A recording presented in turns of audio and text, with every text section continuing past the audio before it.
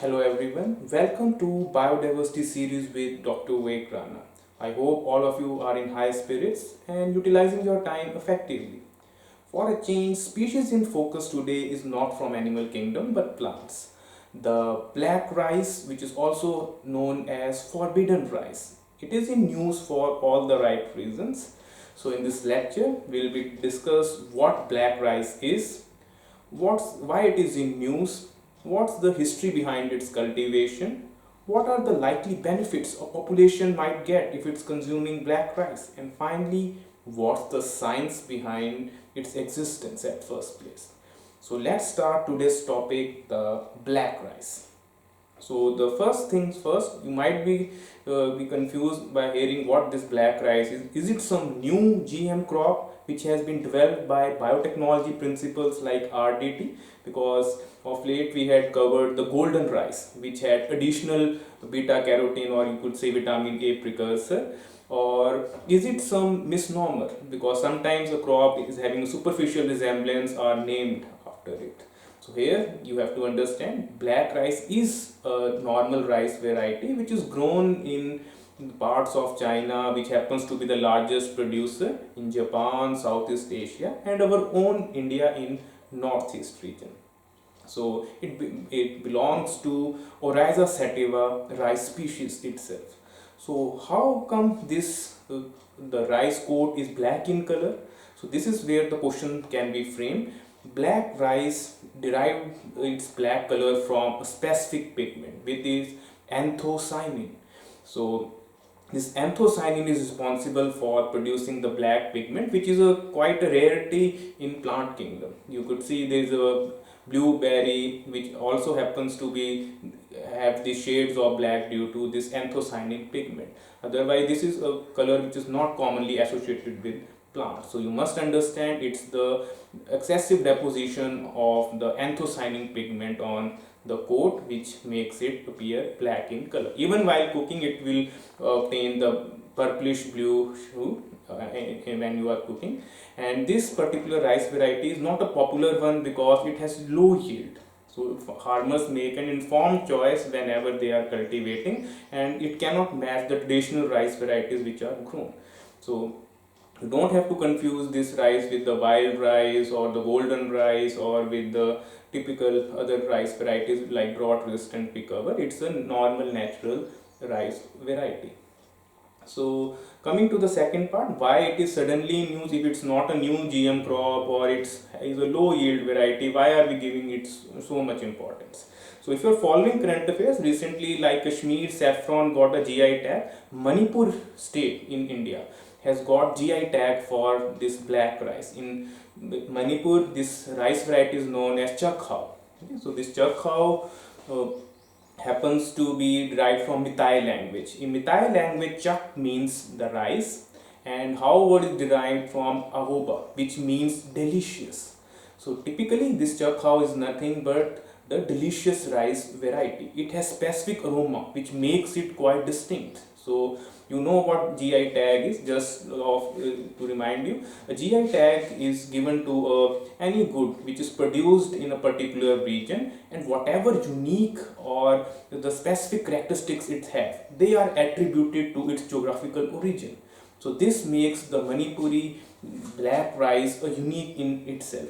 Yes, only 10% of the farmers, or you could say very minimal number of farmers, are growing this rice variety because of its low yield. So once the GI tag is given, it will help in promoting the trade, it will make this product a popular one, and its value will further increase, and traditional practices also get preserved.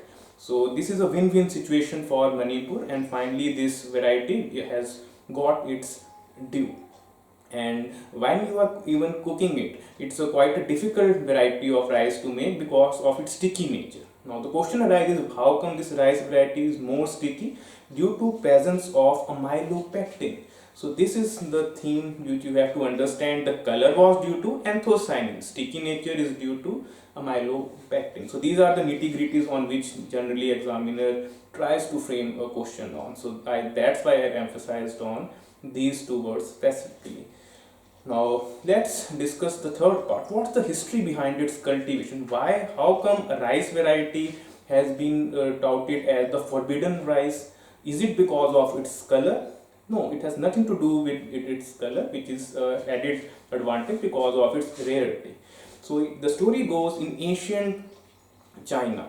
When the first time the Chinese noblemen discovered this rice variety, they collected all this rice variety and tried to serving it to the emperors there. So eventually emperor got impressed, and eventually the common population was totally forbidden to consume it or grow it. So basically it became a crop which is was served only to the only richest of richest could afford, or the wealthy noblemen could be just consuming it.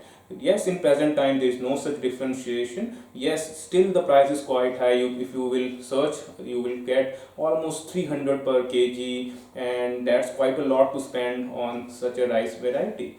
But still, let's hope the GI tag, the prices would likely to be within the price range of even the common people.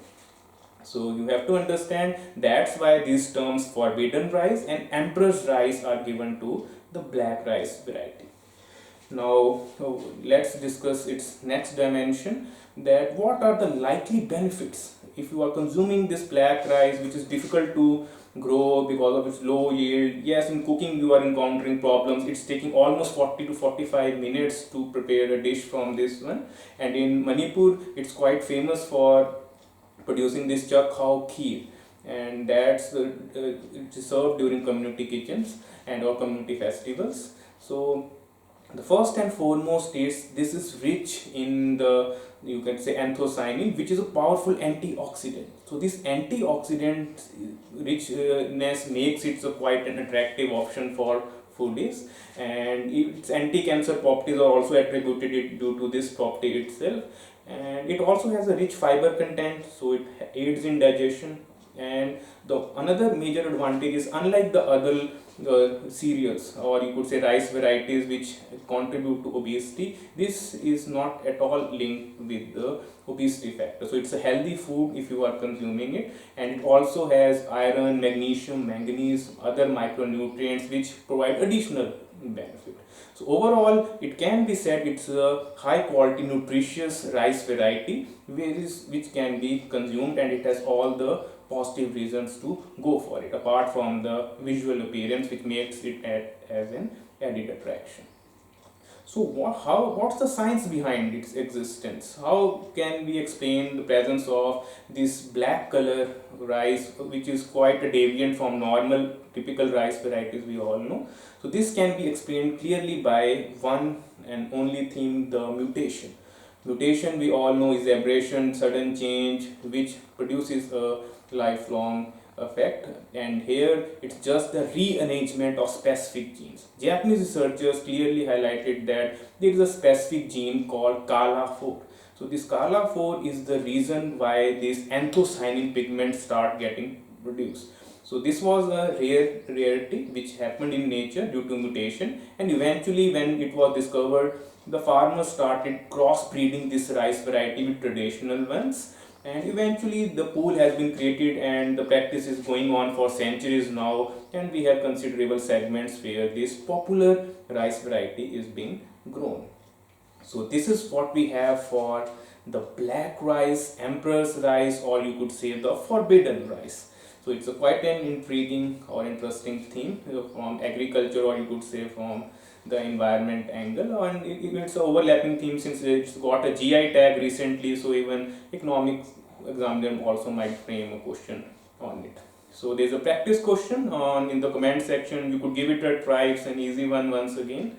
So this is what we have for today in biodiversity series. I hope this session was a useful one and you gained some new insights on the topic. Thank you for tuning in. Have a nice day.